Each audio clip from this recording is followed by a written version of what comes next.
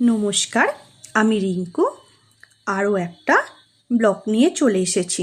তো আজকে নিয়ে এসেছি আমার বড় মেয়ে। পেন্সিল বক্সটার রঙটা উঠে গেছে, তো ও বসে বসে রং করছে। আর এই গরমের ছুটিতে সেরকমভাবে কোথাও বেড়াতেও যাওয়া হয়ে উঠছে না, বাড়িতে বসে বসে একদম বোর হয়ে যাচ্ছে।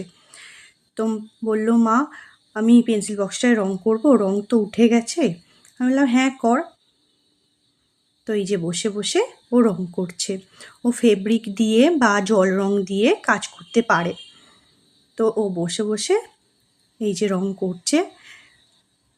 তো আপনাদের কেমন লাগছে বলবেন দেখে ভিডিওটা। এই যে